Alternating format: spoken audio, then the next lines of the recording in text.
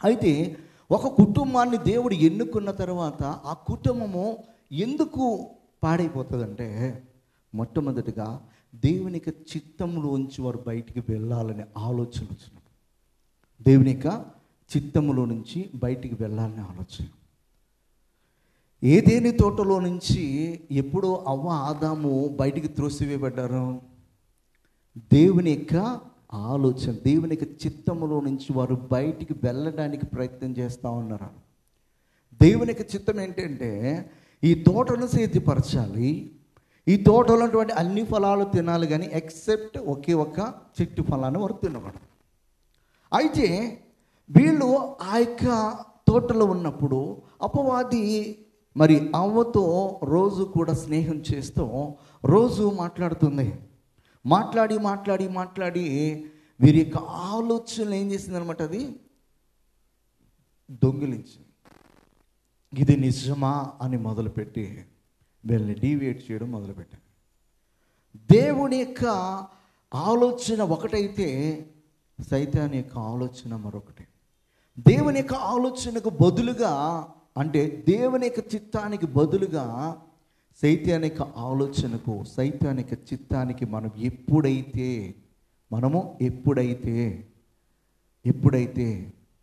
మనము అవకాశం ఇవ్వడం మొదలు పెడతామో అప్పటి నుంచే మన పతనము ఆరంభం.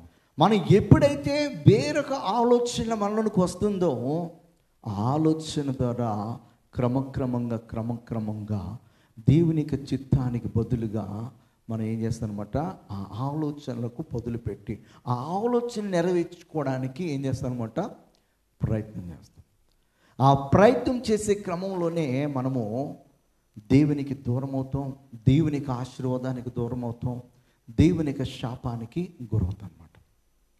అంటే మొట్టమొదటిగా మనం ఎక్కడంటే సైతానికి దొరికేదంటే ఆలోచనలో దొరుకుతాం. ఆ ఆలోచనలను ఎప్పుడైతే మనము మన జీవితంలో నెరవేర్చుకోవడానికి కార్యసాధకం చేస్తామో అప్పుడు ఏమవుతుందంటే ఒక్కొక్కటిగా మనము దేవునికి దూరం అవడం మాత్రమే కాదు, కానీ మన మీద ఉన్నటువంటి ఆశీర్వాదాన్ని కోల్పోతాము. మనము త్రోసివేయబడతాం. ఎక్కడి నుంచి అంటే దేవుని యొక్క సన్నిధి నుంచి, దేవుని యొక్క చిత్తములో నుంచి, దేవుని యొక్క ఆలోచనలోంచి త్రోసివేయబడతాం. అలా త్రోసివేయబడ్డారో మొట్టమొదటి జంట. అలా త్రోసివేయబడ్డాడు సౌలు, మొట్టమొదటి రాజు. అలా త్రోసివేయబడకోకుండా ఉండాలని చెప్పేసి దేవాతి దేవుడు ప్రతిరోజు కూడా మనతో వాక్యం ద్వారా మాట్లాడుతున్నాడు.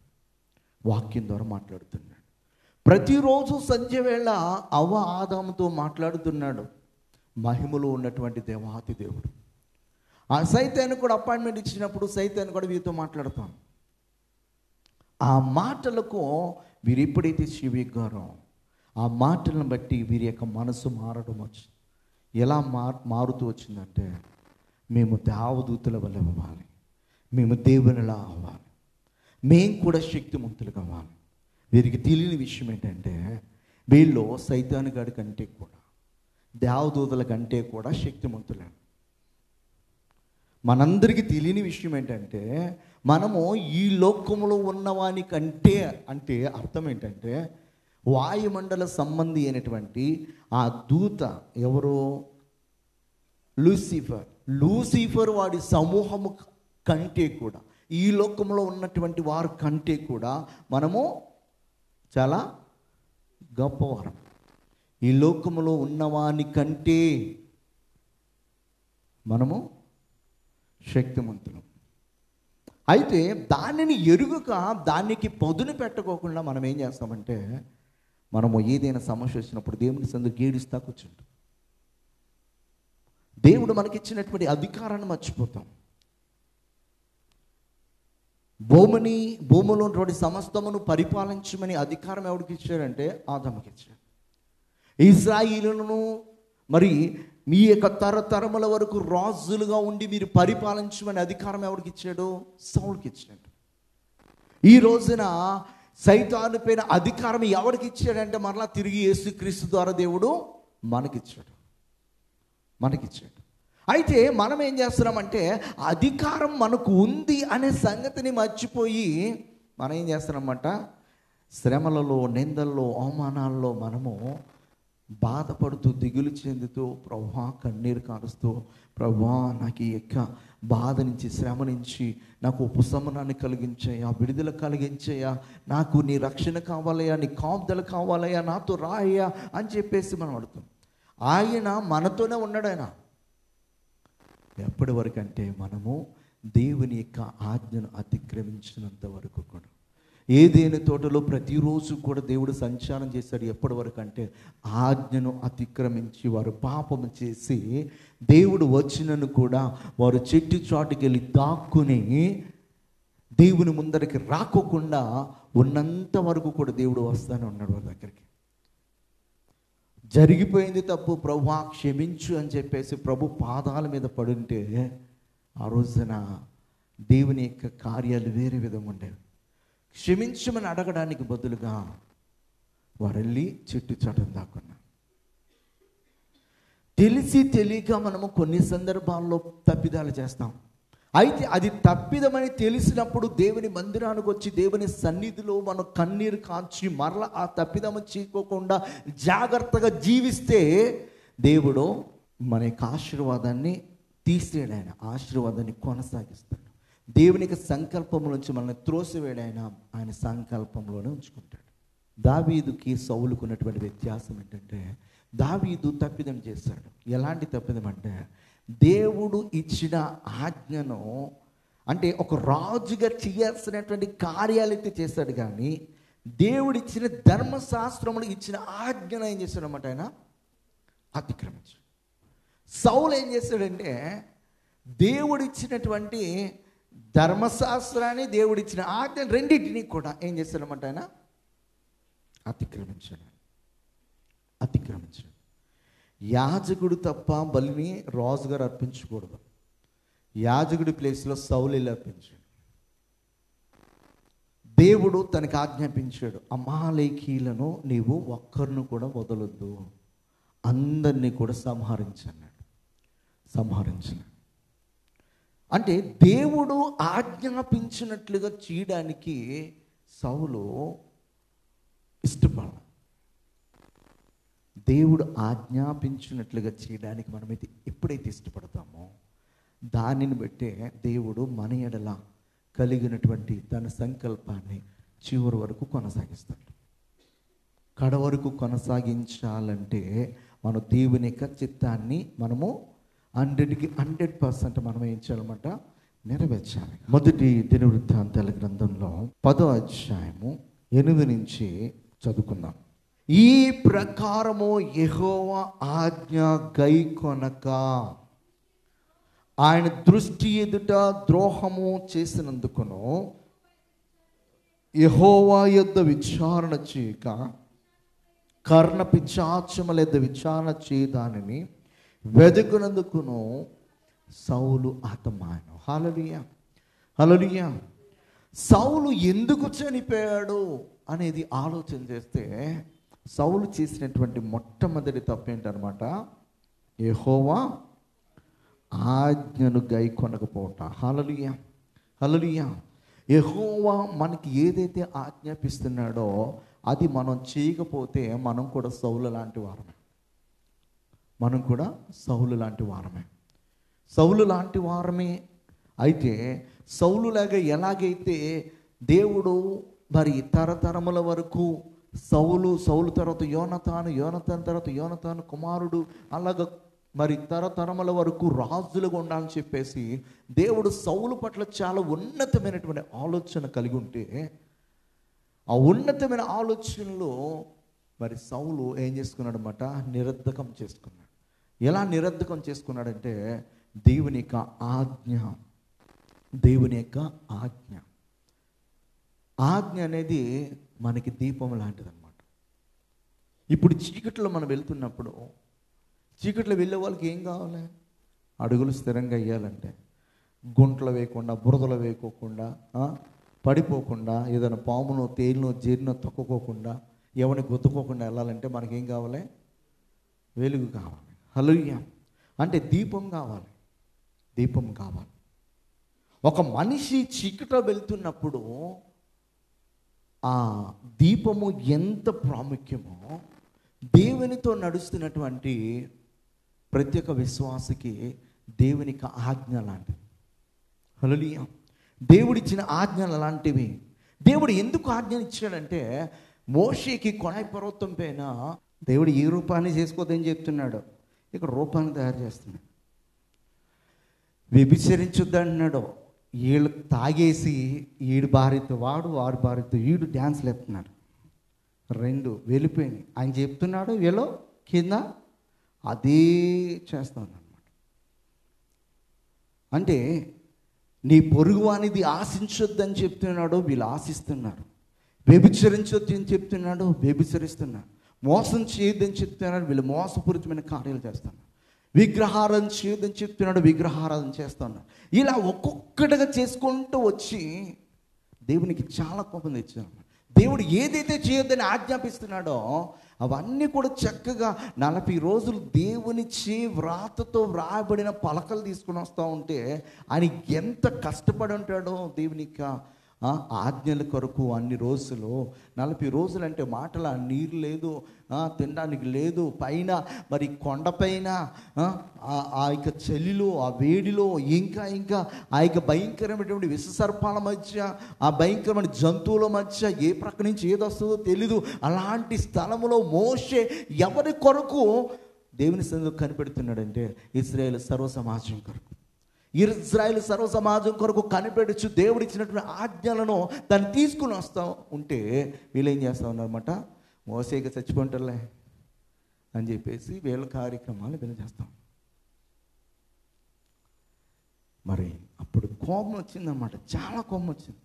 చాలా కోపం వచ్చి మరి అక్కడ కొంతమంది చనిపోవడానికి కూడా మరి కారణము మరి వాళ్ళు చేసినటువంటి పాపము, ఆజ్ఞ అతిక్రమం. మన జీవితాలు ఎప్పుడు దేవుని యొక్క ఉన్నతమైనటువంటి స్థితిలో నుంచి పడిపోతాయంటే దేవుని యొక్క ఆజ్ఞను మనము ఎప్పుడైతే అతిక్రమిస్తామో, ఎప్పుడైతే ఆ ఆలోచనలోంచి బయటకు వచ్చేస్తామో, దేవుని యొక్క ఆలోచనలోంచి మన సొంత ఆలోచనలకి ఎప్పుడైతే మనము మరి పదును పెడతామో అప్పుడు దేవుని యొక్క కోపం మన మీద రగులుకుంటుంది. అప్పటి వరకు నడిపించిన మోషే కానీ దేవుడు కానీ వారికి కనపడలే. వారు వెంటనే 40 రోజుల్లో వారి యొక్క మనసు కంప్లీట్గా మారిపోయింది. కంప్లీట్గా.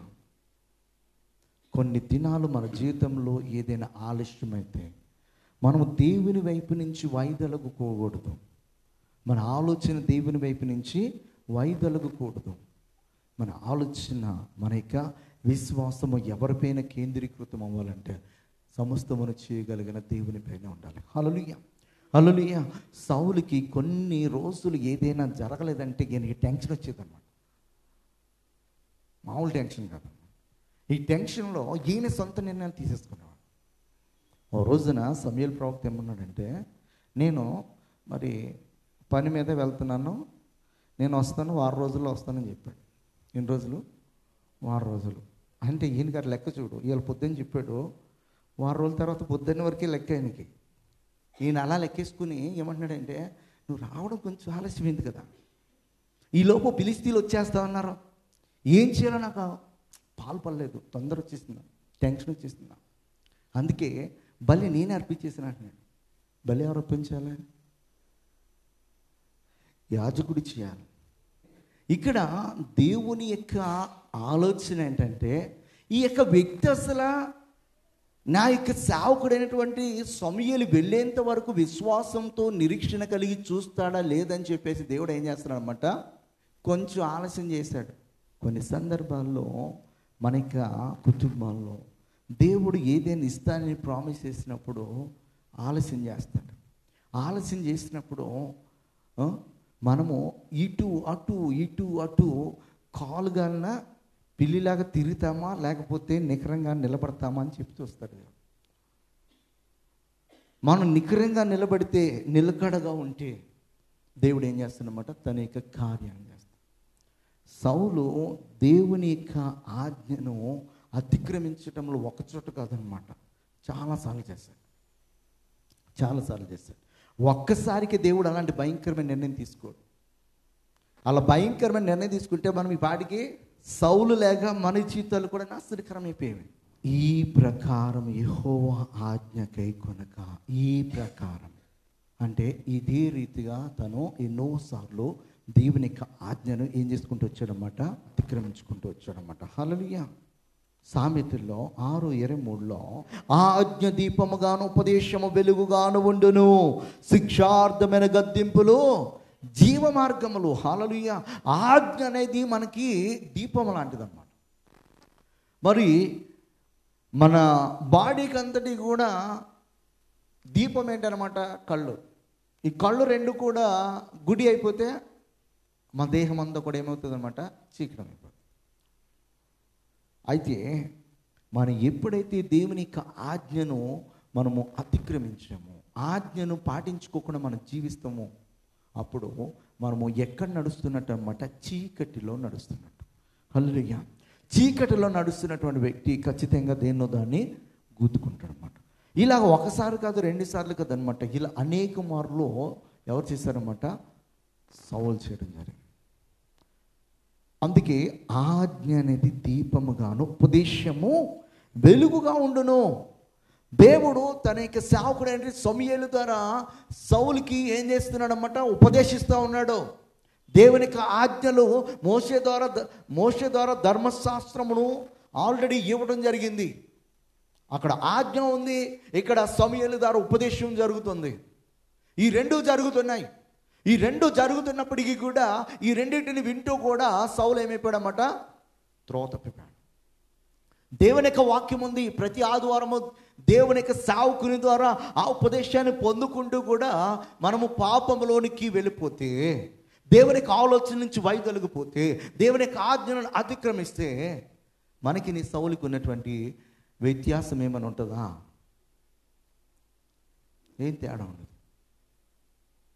మనము తొందరపడి నిర్ణయాలు తీసుకుని తొందరపడి తప్పడు అడుగులేస్తే, సౌలు ఎలాగైతే ఈ విధముగా దేవుని ఆజ్ఞను అతిక్రమించి పాపం చేశాడని దేవుని యొక్క గ్రంథం చెప్తుందో, అలాగనే మనం కూడా అటువంటి పరిస్థితుల గుండా వెళ్ళిన వారముగా అవుతాం అన్నమాట. హల్లెలూయా.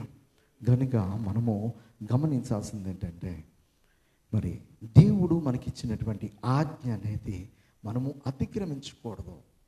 ఒక కుటుంబము, నాకు బైబిల్ గ్రంథంలో చాలా చాలా బాగా నచ్చే కుటుంబం. ఆ కుటుంబంలో ఒక వ్యక్తి వారికి అందరికీ ఆజ్ఞాపించాడంట. ఆజ్ఞాపిస్తే ఆ ఆజ్ఞ ప్రకారం వాళ్ళు జీవిస్తున్నారు. ఎవరు ఆ కుటుంబం అంటే, రేఖాబు వంశీయులు. నేను రేఖాబీల ఎదుట ద్రాక్షారసముతో నిండిన పాత్రలను గిన్నెలను పెట్టి ద్రాక్షరసము త్రాగుడని వారితో చెప్పగా, వారు మా పితరుడగు రేఖాబు కుమారుడైన యెహోనాదాబు మీరైనను మీ సంతతి వారైనను ఎప్పుడును ద్రాక్షరసము త్రాగకూడదని మాకు ఆజ్ఞాపించను కనుక మేము ద్రాక్షరసం తాగము. హల్లెలూయా. వీళ్ళు ఏమన్నా పాపం చేయమని చెప్పేసి అనట్లే. ఎవరు వచ్చి చెప్తున్నారో, దేవుని యొక్క సేవకుడైనటువంటి యిర్మీయా వచ్చి చెప్తున్నాడు రేఖాబు వంశీయులతోటి, వారి ముందర ద్రాక్షరసం పెట్టు, త్రాగమని చెప్పు, వాళ్ళు తాగుతారేమో. ఎందుకు ఈ మాట రేఖాబు వంశీయుల దగ్గరికి వెళ్ళి మాట్లాడమంటున్నాడంటే, నేనేమో పొద్దున్నేనేమో సేవకులను పంపిస్తున్నాను, ప్రవక్తలను పంపిస్తున్నాను, ఎవరి యొద్దకు, మీ యొద్దకు పంపిస్తున్నాను. ప్రతిరోజు కూడా మీతో మాట్లాడుతున్నాను, ప్రతిరోజు కూడా మీతో గద్దిస్తున్నాను, కానీ మీరు నా మాట లెక్క చేయట్లేదు. కానీ రేఖాబు కుటుంబంలో యెహోనాదాబు అనబడినటువంటి ఒక వ్యక్తి ఆ కుటుంబంలో ఉన్నవారికి ఒక ఆజ్ఞ ఇచ్చాడు. ఏమనంటే, మీరు ద్రాక్ష చెట్టు నుంచి వచ్చినటువంటి దేనిని కూడా అది ద్రాక్ష రసమైనను, అంటే ద్రాక్ష జ్యూస్ అయినను, లేకపోతే వైన్ అయినను, అది పులిసిన తర్వాత తీసింది అయినను మీరు తాగొద్దు. మీరు ఇండ్లను కట్టుకోవద్దు. మీరు ఎప్పుడు కూడా గుడారాల్లో ఉండాలి. మీ కొరకు పొలాలు కొనుక్కోవద్దు. మీకంటూ సొంత భూములు ఉండకూడదు. మీ యొక్క సొత్తు ఎవరై ఉండాలంటే దేవుడై ఉండాలి. హల్లెలూయా. అలాగని రేఖాబు కుమారుడు యెహోనాదాబు వారికి ఆజ్ఞాపిస్తే వారు ఎప్పుడో ఆజ్ఞాపిస్తే కొన్ని వందల సంవత్సరాల నుంచి వారు అదే ఆజ్ఞను ఏం చేస్తున్నారన్నమాట, శిరసా వహిస్తూ ఉన్నారు. నేనేమో ప్రతిరోజు కూడా ఒకరి తర్వాత ఒకరిని ప్రవక్తను పంపించి మీతో మాట్లాడుతుంటే నా మాటను మీరు లెక్క చేయట్లేదు. కానీ రేకాబు కుటుంబం వారి కుటుంబంలో ఉన్నటువంటి ఒక వ్యక్తి వారికి ఆజ్ఞాపిస్తే నేటి వరకు కూడా అనే మాట ఉంటుంది. అక్కడ చదవండి సరే. కావున మా పితృడైన రేకాబు కుమారుడు యెహోనాదాబు మాకు ఆజ్ఞాపించిన సమస్త విషయములలో అతని మాటను బట్టి మేము కానీ, మా భార్యలు కానీ, మా కుమారులు కానీ, మా కుమార్తెలు కానీ ద్రాక్ష రసము తాగుటలేదు. మా తండ్రి అయిన యెహోనాదాబు మాకు ఆజ్ఞాపించిన సమస్తమును బట్టి మేము విధేయులమగు నట్లుగా కాపునమకు ఇండ్లు కట్టుకొనటలేదు. ద్రాక్ష వనములు కానీ పొలములు కానీ సంపాదించుకొనటలేదు. విత్తనమైన చల్లుటలు గుడారములోనే నివసించుచున్నాము. హల్లెలూయా, హల్లెలూయా. గుడారంలోనే నివాసం చేస్తున్నాను అంటే వాళ్ళు ఎంత ఇదిగా ఆ యెహోనాదాబు యొక్క ఆజ్ఞను వాళ్ళు శిరసా వహిస్తున్నారు.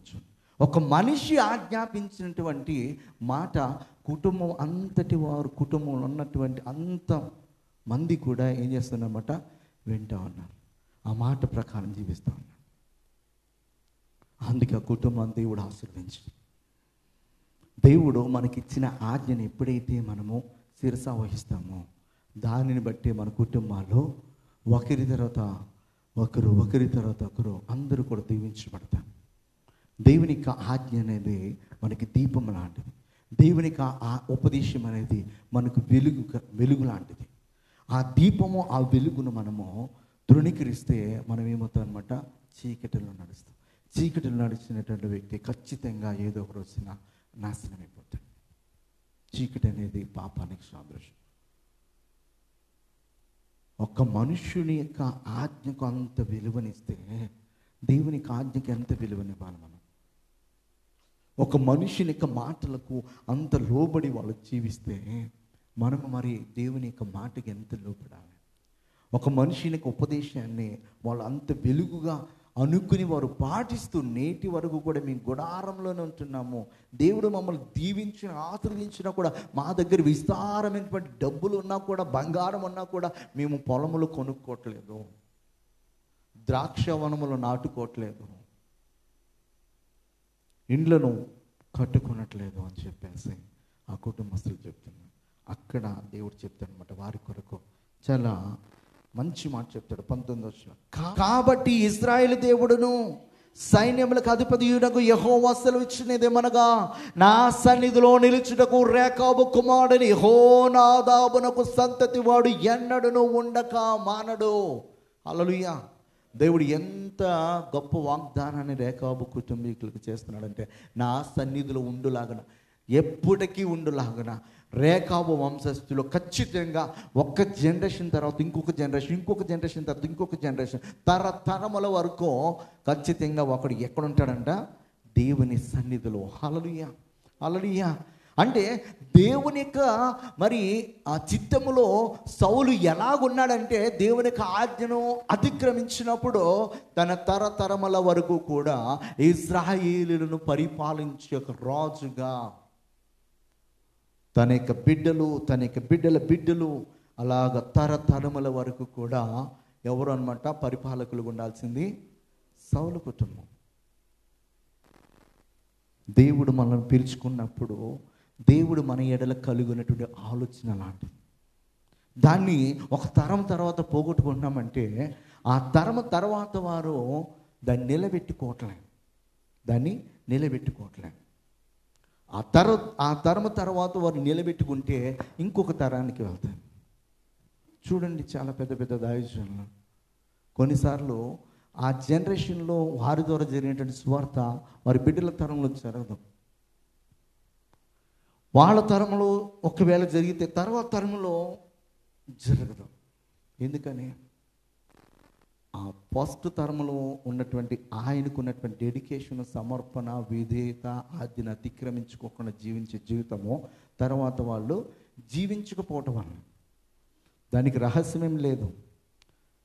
దావీదు తన కుమారుడు సొలొమోనుకి ఏం చెప్తాడంటే, నీ తర్వాత నీ పిల్లలైనా ఇదిగో ఈ సింహాసనం మీద కూర్చుండాలంటే మనం చేయాల్సింది ఒకటేనయ్యా అని చెప్పేసి మొదటి రాజుల్లో 2వ అధ్యాయము మొదటి నుంచి వీళ్ళకి చెప్తాడు.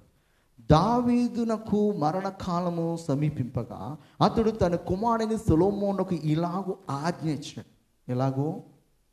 ఇలాగూ లోకులందరూ పోవలసిన మార్గం నేను పోవచ్చున్నాను, కాబట్టి నీవు ధైర్యం తెచ్చుకుని నిబ్బరము కలిగి నీ దేవుడని యెహోవా అప్పగించిన దాన్ని కాపాడి ఆయన మార్గములను అనుసరించిన ఎడల నీవు ఏ పని పూనుకున్నానో ఎక్కడ తిరుగునానో అన్నిట్లోని వివేకముగా నడుచుకును. మోషే ధర్మశాస్త్రంలో వ్రాయబడి ఉన్న దేవుని కట్టడలను ఆయన నియమించిన ధర్మం అంతటిని ఆయన న్యాయ విధులను శాస్త్రములను గాయకును.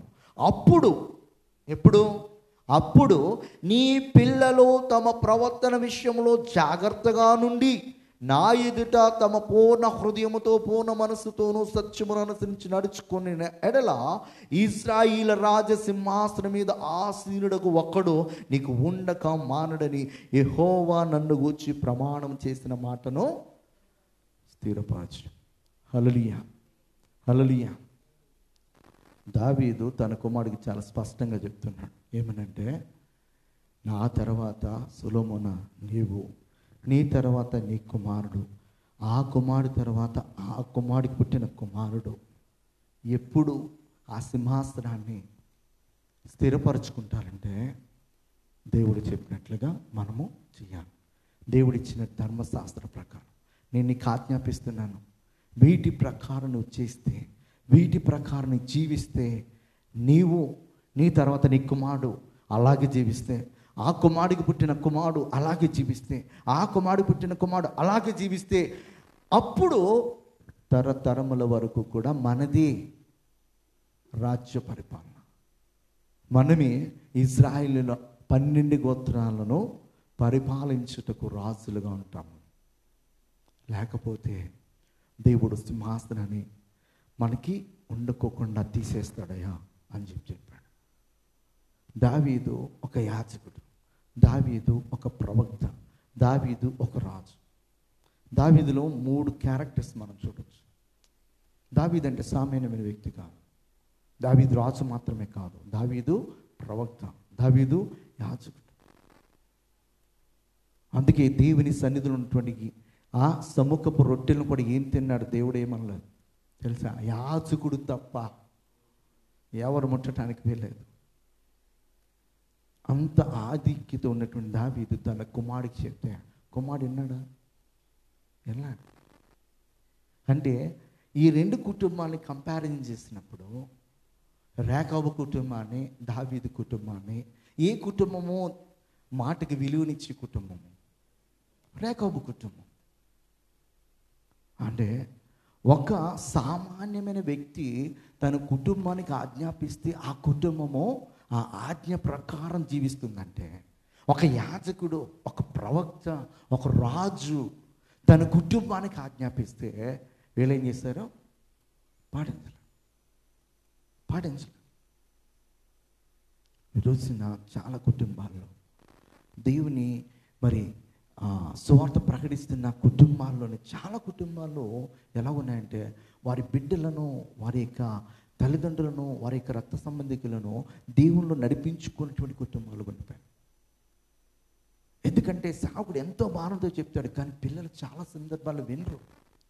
నేను చాలామంది చూశాను, వినేవాళ్ళు చాలా తక్కువ, చాలా అరుదు. వాళ్ళు చెప్పడానికి చెప్తారు, వీళ్ళు శిరసావహించరు. నాయన అలా ఉండదని చెప్తే వీళ్ళు అలాగే ఉంటారు, అలా చేయొద్దని చెప్తే అలాగే చేస్తూ ఉంటారు. అందుని బట్టే తన తండ్రి చేసినటువంటి పరిచర్యను ఇంకా ఉన్నతమైన స్థితికి తీసుకెళ్ళవలసినటువంటి వారి ఉండగా తను ఏం చేస్తారన్నమాట? కొలాప్స్ చేసేస్తారు, నాశనం చేసేస్తారు. ఏలీ తర్వాత ఏలీ కుమారులు ఎంత ఉన్నతమైన పరిచర్య చేయాలి చేశారా? వాళ్ళని బట్టి ఏలీ కూడా చచ్చిపోయాడు. సమూయేలు తర్వాత సమూయేలు కుమారులు చేశారా? చేయలేదు. మోషే తర్వాత మోషే కుమారులు చేశారా? చేయలేదు. ఎందుకు ఈ మాటలు చెప్తున్నానంటే, వాళ్ళు బోధిస్తారు, వీళ్ళు శిరస వహించాలి. దేవుడు కోరుకుంటుంది ఏంటంటే తన తండ్రి పరిచర్యను చాలా ఉన్నతమైన స్థితికి తీసుకుని వెళ్ళాలి కుమారుడు. ఆ వచ్చిన కుమారుడు ఏం చేయాలి? ఇంకా ఉన్నతమైన స్థితికి తీసుకుని వెళ్ళాలి. ఆ తర్వాత వచ్చిన కుమారుడు ఇంకా ఉన్నతమైన స్థితికి తీసుకుని వెళ్ళాలి. ఎందుకు చెప్తున్నానంటే ఈ మాట, తన తండ్రిపై ఉన్న అభిషేకము సగం కుమారులపైకి వస్తుంది. వీళ్ళిద్దరిపై ఉన్న అభిషేకము తర్వాత వచ్చే జనరేషన్ పైకి వస్తుంది. ఈ ముగ్గురిపై ఉన్నటువంటి అభిషేకము తర్వాత జనరేషన్ పైకి వస్తుంది. హల్లెలూయా, హల్లెలూయా.